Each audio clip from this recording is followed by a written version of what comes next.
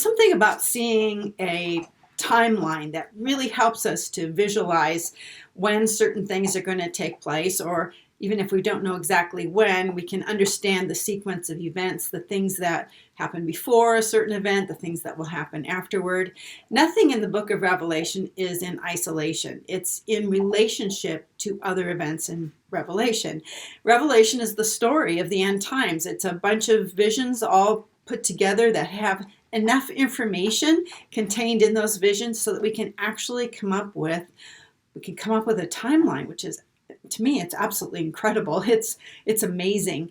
So today I'm going to give you a timeline. I'm going to show you where the seals, trumpets, and bowls happen with reference to the other events in Revelation.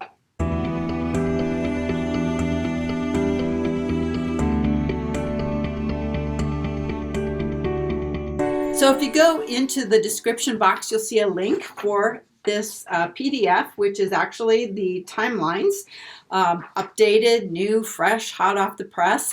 And you can get a copy of that, just download it. And if you want to follow along on this sheet of paper, rather than watching what I'm doing up here on the board, this may be actually clearer for you. The book of Revelation actually gives us enough information to be able to know where to put certain events with a high probability that will be correct. The last video that I did where I talked about the sign of the Son of Man, I demonstrated from the scriptures that we know sort of exactly the window that the wrath of God is going to take place in. We know where the 6th and 7th seal are going to take place with relation to the abomination of desolation and the glorious return, second coming of Christ, his visible return. So I'm going to go ahead and put this relevant information, stuff we already know, and then I'm going to go ahead and fill in the rest of this timeline, okay? So right here, I'm going to go ahead and put the abomination of desolation, okay? Okay, this is when the Jews see this is what actually starts that last half of Daniel's 70th week, is this event right here. When they see the abomination of desolation, okay, then they're to flee into the wilderness. Okay, so the abomination of desolation is a really important marker, and we use it as a sort of a reference point for a lot of things. The reign of the beast begins here. It's 42 months. The length of time that the woman flees into the wilderness for 1,260 days starts here. And there's a couple of other things associated with this day that make it a really important day. So we know the 6th seal is going to be after the man of sin goes into the temple, but it's going to be before the glorious return. Okay, so the 6th seal, we're going to put it right here. And those are the events that are associated with the sun going dark, the moon turning to blood, and so on, which Jesus said would be after the abomination of desolation and after the tribulation of those days. Now, the 6th seal is stuff that people on earth see.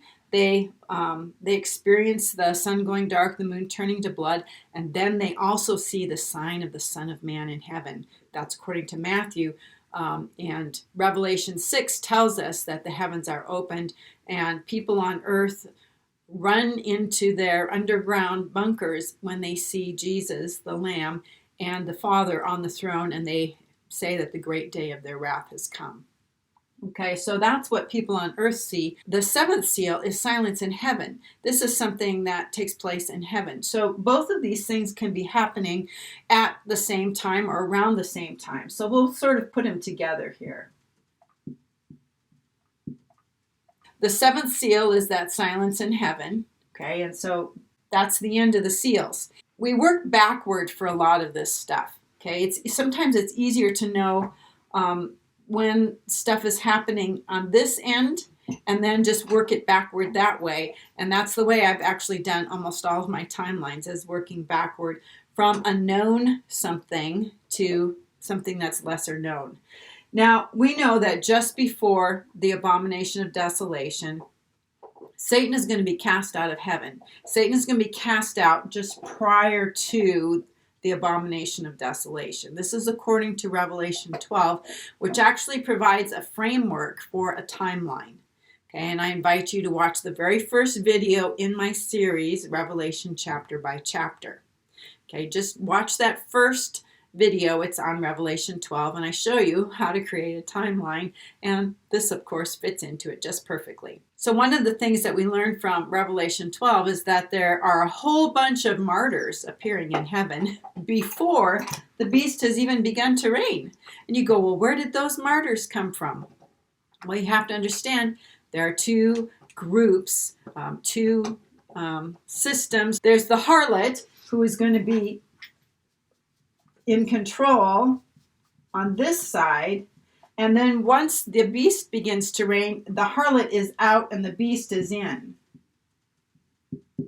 Okay, and the beast has a kingdom. He doesn't have a system. The harlot has a system of control that is over all the world. And this system has been going since the Tower of Babel. Okay, this is why she's called Mystery Babylon. Babel and Babylon are from the same word. So the fifth seal is right here, and that's the martyrs who appear under the altar. Okay, let's go back this direction a little bit. There's a rapture, and that's going to be for us as believers. This is rapture number 1. This is for firstborn believers. Okay, not every single person who says, Lord, Lord, is going to be taken in that very first rapture. It's people who love Jesus and are walking with him. Okay, hopefully that's you. As soon as believers are in heaven, and seals 1 through 4 are going to be opened right away. Okay, seals 1 through 4. So this is how the seals work. Seals 1 through 4, seal 5, 6, and 7. There you go. And it's all in relation to other things that we read about in the book of Revelation. So you have to know the whole story kind of before you can know how to put this stuff together. Okay, so the trumpets. How do we know where the trumpets are?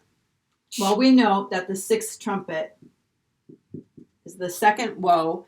It's the hour, day, month, and year that Mystery Babylon is going to be destroyed at the second woe. Okay, the second woe, 6th trumpet, same thing. This is the 6th trumpet. From Revelation chapter 10, we read that the 7th trumpet is going to be at the very end, when the kingdom of this world has become the kingdom of our Lord and of his Christ, when the wrath of God is over. Okay, and the wrath of God, remember, is down here at this end. When the wrath of God is over, the 7th trumpet announces that Christ has begun to reign. Okay, so we'll put that right here.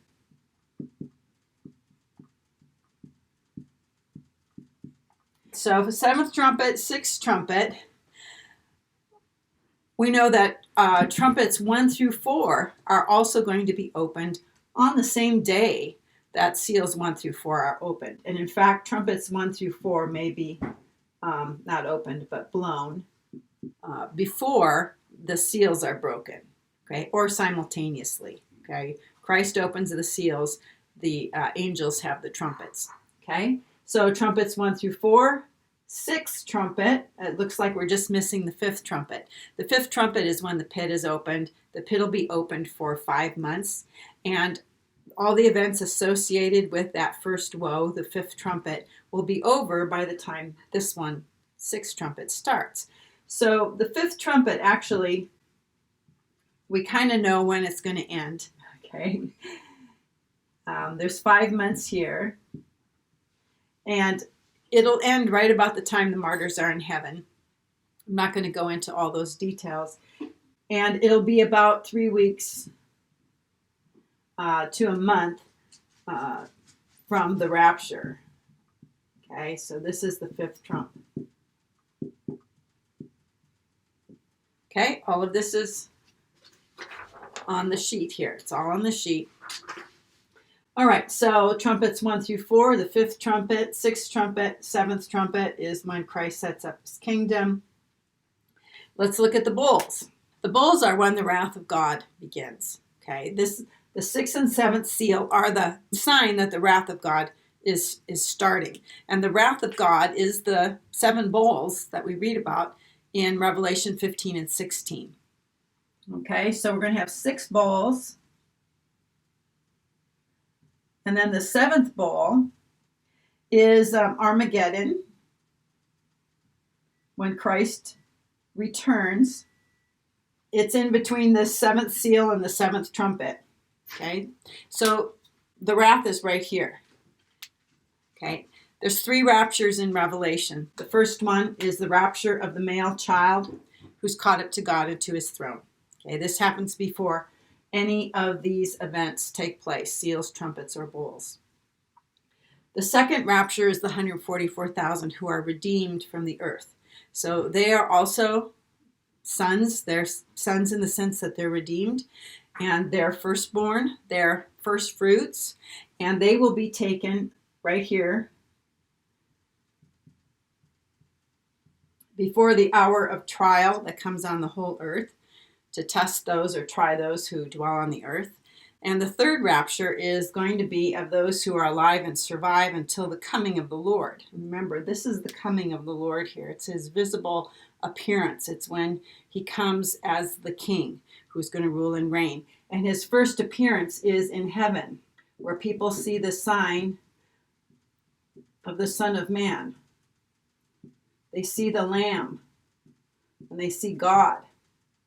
Okay? They'll see this. The heavens are going to open. They're going to see it. And that's when the day of the Lord begins. Okay, this is the great day of 1,000 years. It starts out with wrath, for a short period of wrath, and then it goes on for 1,000 years. And the seventh trumpet is when Christ begins to reign. He actually reigns, having put down the current batch of enemies, which is the beast, the false prophet, and the people who are associated with him. Okay, so the third rapture is right here. It's on a day we don't know the day or the hour. Okay, and this is the rapture of any Christian who's still alive, who hasn't taken the mark of the beast. If they were beheaded, they'll be raised over here at the seventh trumpet. If they haven't died, if they weren't beheaded, and there'll be people who aren't beheaded, they'll be taken right here in this third rapture. Okay, so that's the third rapture. It's on a day and hour nobody knows, because nobody knows the day or the hour when the wrath of God is going to begin. Okay, this is all unknown. We don't know that. But we know the window. We know it's sometime between the abomination of desolation, the sixth trumpet, and the battle of Armageddon, the second coming of Christ, when he comes on the white horse. Right? The beast is going to have the full 42 months, basically from here to the seventh bowl. That's 42 months. And that's the same length of time that the woman is going to be in the wilderness. Okay, there are feast days that are associated with these things. Okay, this is when God is going to revisit his plan of redemption for Israel. Okay. Before the child can be born, the woman has to go into labor. The woman is Israel. There's going to be a war. And if God is dealing with Israel, this will probably involve one of the feast days, because the feast days are God's plan of redemption. And by the way, the plan of redemption should be viewed as being something that's cyclical, that the feast days cycle around. It's not something that's linear. Okay, the Jewish mindset, the Hebraic mindset, sees time in cycles and the feast days in cycles. And feasts can be fulfilled, various aspects of the feast can be fulfilled more than one time. Okay, so the war will probably start on the Feast of Trumpets. Okay, that's a new moon. It's dark. Okay, a lot of wars start when there's no moonlight. Okay, you can't see your enemy coming. The war will last a couple of weeks. And then on the first day of Tabernacles, that's when believers will be changed from mortal to immortal. And then it's 7 days before they can be caught up to God and to his throne. The male child is presented to God on the 8th day. And so the 8th day of Tabernacles is when that rapture will happen. This fifth trumpet will probably be on a full moon. And there is a partial eclipse on the full moon this year in October. This rapture number 2 will be on first fruits. Rapture number 3, we don't know. When Jesus returns at Armageddon, this is the Day of Atonement. And the 7th trumpet will be Feast of Tabernacles again. Okay, there's exactly 1,260 days between the Day of Atonement here and this day right here.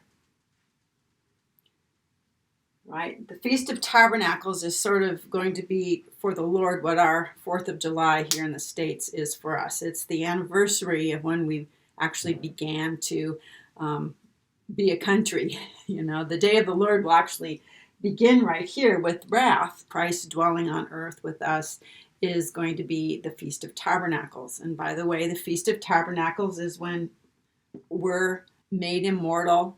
The dead in Christ will rise and will be brought into God's presence. And it's going to repeat over here, okay? Because this stuff cycles around. It repeats over and over again. All right, so this is how the seals, trumpets, and bowls are set up. This is the timeline. Okay, so let me know what you think. We'll see you on another video. Till then, have a blessed day.